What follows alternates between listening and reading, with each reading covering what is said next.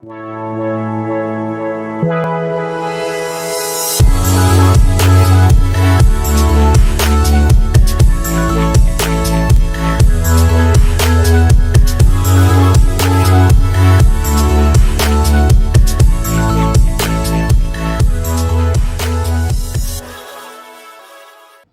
di channel TKJ Project. Pada video kali ini kita akan lanjutkan pembahasan kita mengenai jaringan komputer part 2. Tapi pembahasannya mengenai model jaringan komputer. Tujuan dari pembahasan kita kali ini, bagaimana dulunya komputer satu merek dengan merek lain tidak bisa saling terhubung. Yang bisa berkomunikasi itu hanya satu merek. Jadi oscillator di sini berperan. Sebelumnya kita lihat dulu pengertiannya. Sebuah konsep yang memungkinkan pertukaran informasi terjadi antara berbagai jenis sistem komunikasi komputer dengan menggunakan protokol standar yaitu TCP/IP.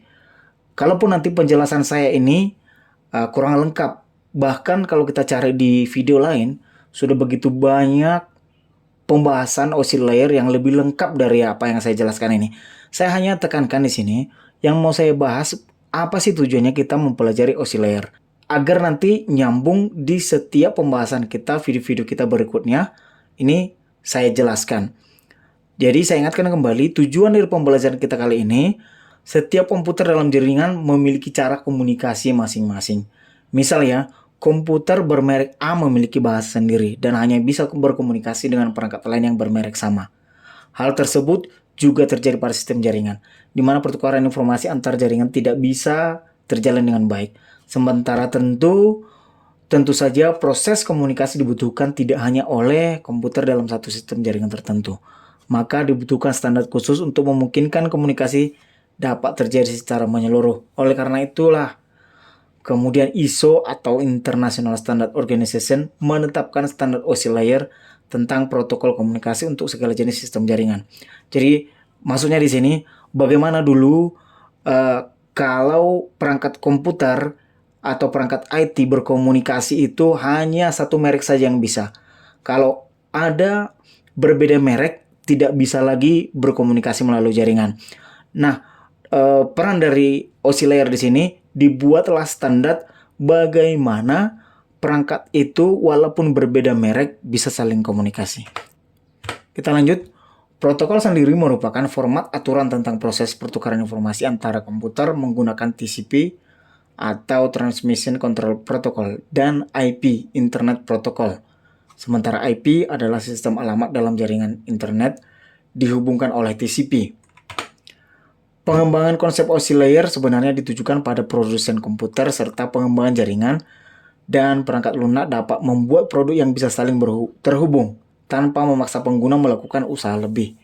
Dalam perjalanannya, para produsen komputer dan pengembang jaringan internet tidak menerapkan protokol model oscillator secara baku. Pasalnya, tidak semua proses komunikasi memerlukan prosedur oscillator karena dapat menggunakan protokol yang lebih sederhana. Namun, konsep oscillator tidak serta-merta ditinggalkan begitu saja. Model prosedur ini masih banyak digunakan, terutama dalam melacak permasalahan yang mengakibatkan gagalnya fungsi jaringan, sehingga kemudian dapat diatasi dan berkomunikasi berjalan dengan normal.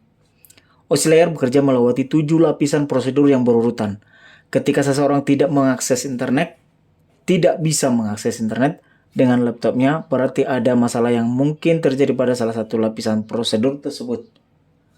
Konsep oscillator memudahkan proses pencarian titik awal permasalahan, sehingga memangkas waktu yang diperlukan untuk melacak problem jaringan. Dengan begitu, usaha untuk mengatasi masalah jaringan pun berjalan lebih mudah dan singkat. Berikut 7 oscillator dan penjelasannya. Nah, sebelumnya yang dulunya komputer berbeda merek tidak bisa komunikasi, dibuatlah 7 standar ini agar bisa saling komunikasi. Standar yang pertama yaitu application layer atau lapisan ke-7. Pada layer paling atas terdapat application layer.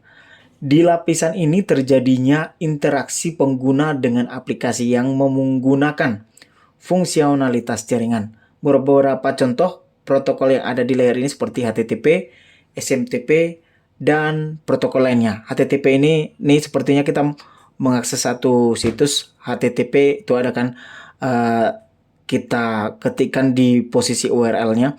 Jadi ketika kita mau mengakses satu website, misalnya kompas.com, di sana ada HTTP yang berarti yang mengantarkan Kompas, berita yang ada di kompas.com itu dari Kompasnya langsung ke kita, bisa kita baca, itu diantarkan oleh HTTP.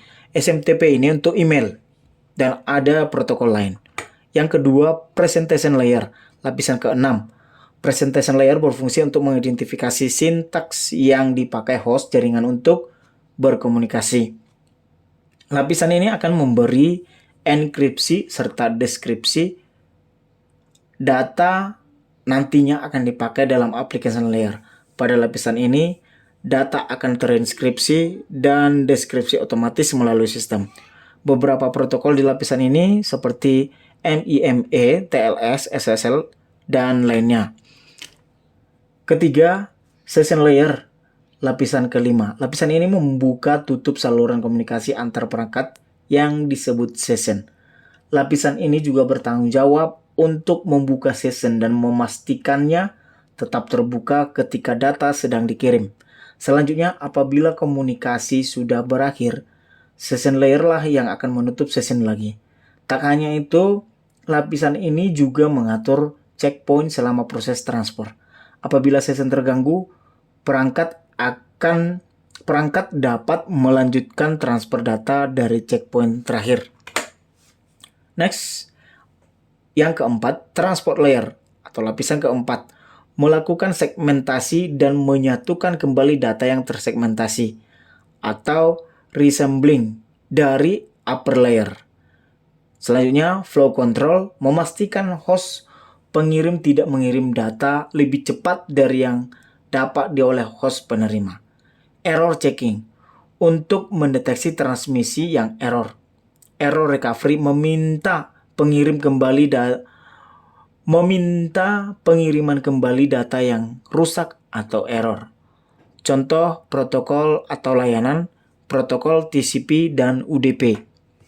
Network layer atau lapisan ketiga, menentukan alamat jaringan secara logik. Menentukan rute yang harus diambil selama perjalanan. Menjaga antrian trafik di jaringan. Error checking, error recovery. Kemudian data pada bagian ini disebut paket.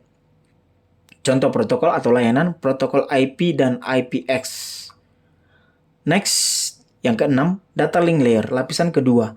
Grouping data secara logical atau framing. Menggabungkan paket menjadi byte dan byte menjadi frame. Menyediakan akses ke media menggunakan alamat MAC. Melakukan pendeteksian kesalahan, bukan perbaikan. Menurut spesifikasi IEEE E802 dikelompokkan menjadi dua, yaitu Logical Link Control atau LLC dan Media Access Control MAC. Contoh, protokol layanan IEEE 802.3 atau 802.2 atau HDLC. Ini salah satu standar dari komunikasi. Physical layer, lapisan yang pertama, memindahkan bit antar device. Spesifikasinya berupa voltase, wire, speed, pin pada kabel. Contoh protokol layanan EIA atau TIA 232, V35. Kemudian mengirim bit dan menerima bit. Selanjutnya, berkomunikasi langsung dengan jenis media transmisi. Merepresentasikan bit tergantung dari media dan protokol yang digunakan. Yang terakhir, menentukan kebutuhan listrik, mekanis, prosedural, fungsional, mempertahankan dan menonaktifkan hubungan fisik antar sistem. Oke, sekian pembahasan kita. Kalaupun saya ada kesalahan dalam penyampaian atau kekurangan, bisa tinggalkan komentar. Dan perlu saya ingatkan, apabila kalian suka dengan video ini, silakan like, share, dan subscribe. Tekan juga tanda loncengnya agar kalian dapat info terbaru dari saya. Saya Supriyadi Panjaitan. Sampai ketemu di video saya selanjutnya.